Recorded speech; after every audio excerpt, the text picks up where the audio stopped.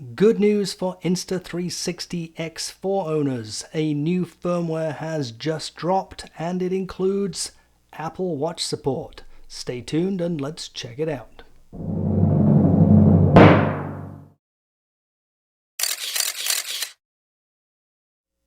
Prior to today, if you wanted to remotely operate your X4, the only option you had was the GPS preview remote, which I just posted a review on about a week ago.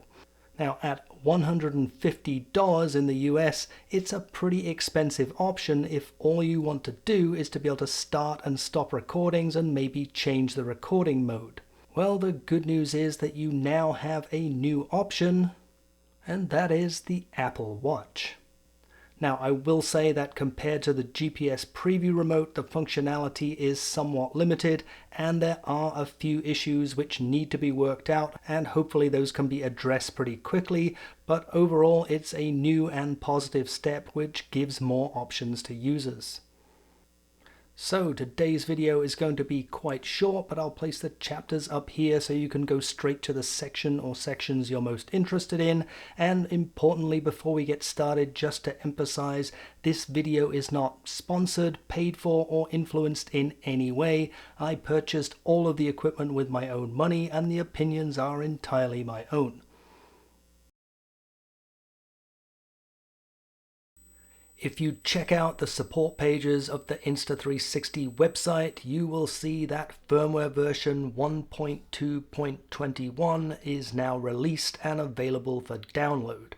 And if you check out the details, you'll see that there are a number of improvements, and among those you'll see that two very significant changes are now it supports the GPS action remote, giving users a less expensive dedicated remote option, and the one that we're going to be focusing on today, support of Apple Watch remote control, which if you already own an Apple Watch or you plan to buy one anyway, is basically free.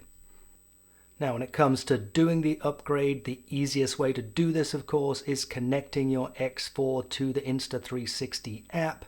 When you do so, it will now tell you that there is a new firmware version available, and it's simply a case of following the prompts to download the new firmware version and upload it to the camera.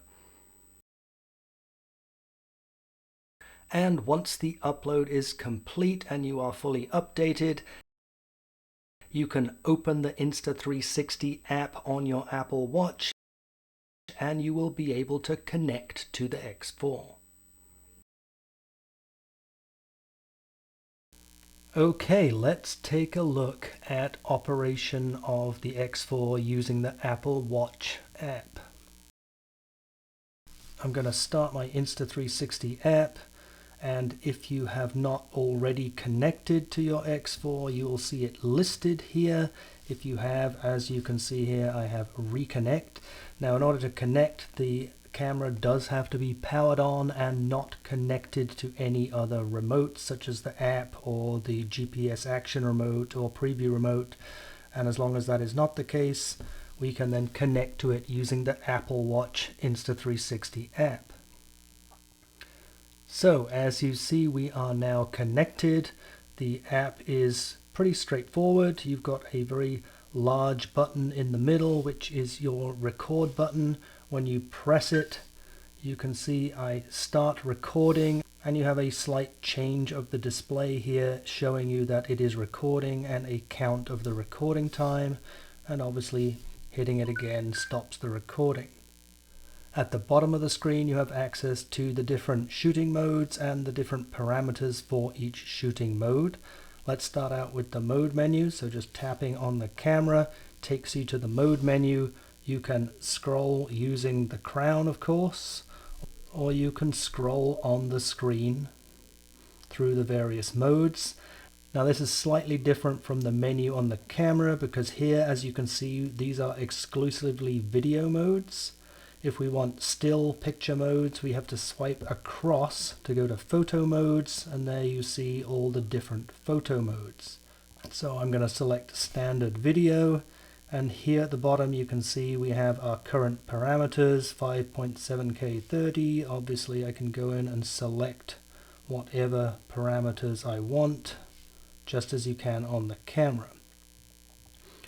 Also on the display here you have the number of minutes of available recording on your memory card, and you have a battery status here also. There are some additional controls on the left hand side. You can see I can switch between the 360 mode and the single lens modes. It's currently using the front-facing camera, which is pointing down into the black lens cloth. That's why you see the display is very black right now. I can switch the lens by using this button here, so now it is pointing upwards to the camera that's recording it currently. And you can also, in single lens mode, you can change the view. So I can go to de-warp, for example. Here in 360 mode, I also have access to the view, but of course, as far as 360 is concerned, this only changes the view on the screen. It doesn't change anything about the recording.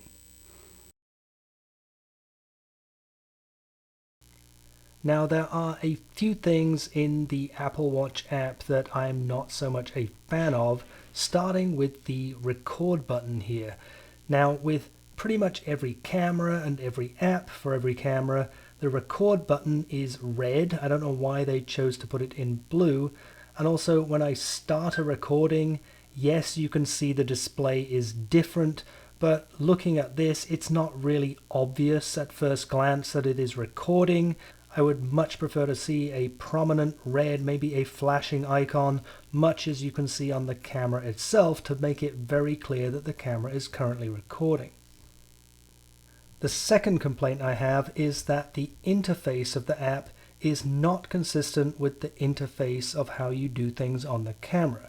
Let me give you an example. Right now I am in 360 video mode. Let's say I want to switch to 360 photo mode. I go into the mode selection, and this is how I would do that. If I want to do the same thing using the app, here I go into the mode selection, and as we saw before, it's not available in this immediate selection. I have to scroll over to the photo modes in order to be able to get to the standard photo mode. And it's even more complicated if I want to switch between the 360 modes and the single lens modes.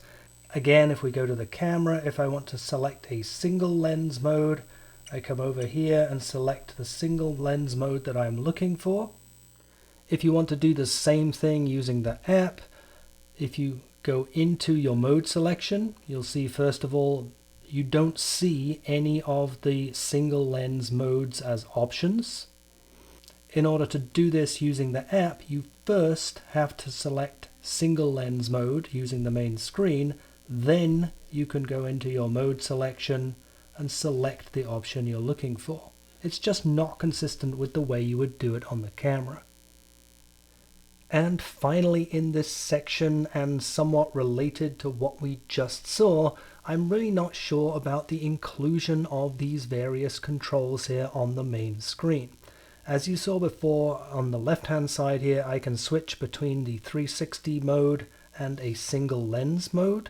And then on the right hand side, I can switch between the front and back lenses. The problem here is, when I switch between the front and back lenses, there is no indication on the watch screen as to which lens I'm looking at. Unless I can see the display of the camera pretty clearly, there's no way to know this. And if I can see it that clearly, why am I even using the app? I just feel that including these controls here on the main screen is completely unnecessary and could even cause you to select the wrong mode by accident.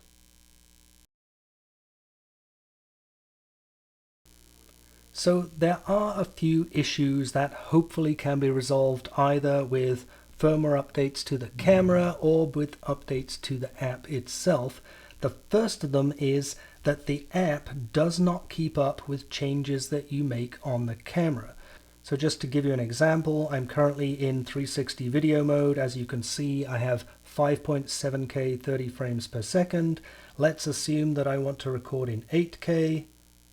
So I select 8K. You can see it's here on the display, but it has not been updated in the app. The second issue is that the app constantly wants to change the resolution of standard video to 5.7K. Let me show you what I mean. So right now I have the camera powered on, I have standard video selected, and I want to record in 8K. Now I launch the app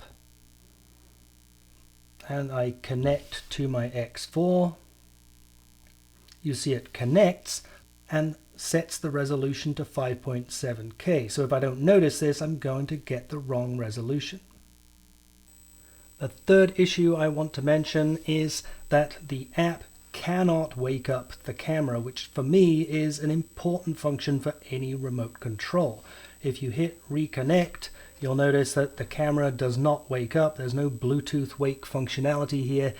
Really, it should be a very simple thing to enable, but as you can see, there is no wake function and I cannot connect. In order to be able to connect, the camera must be powered on. Now I can retry, and now you'll see it is able to reconnect. And issue number 4 is very closely related to this, and that is that when the app is connected to the camera will not auto power off. I can set in the settings, you'll see I have screen auto sleep, that will work. I have auto power off, which you can set from 3 minutes to never, but no matter what you set this to, when the app is connected to the camera will never power off, and of course that will be a big drain on your battery. So this, in combination with not being able to wake up the camera through Bluetooth, I think is a major issue which needs to be resolved with the app.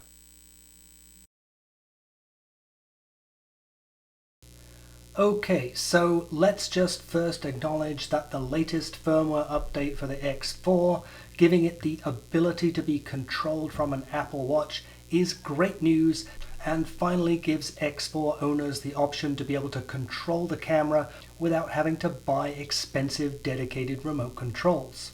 But that being said, when you look at how good the Insta360 app is on the iPhone, I can't help feeling that this app could be a lot better, and hopefully Insta360 will address some or all of the issues that we have identified. Now, as I mentioned earlier on, this update also included support for the GPS action remote, and I will definitely be taking a closer look at that and comparing it to the other remote control options. So be sure to subscribe to the channel and hit the notifications button so you can be alerted whenever that and other videos post.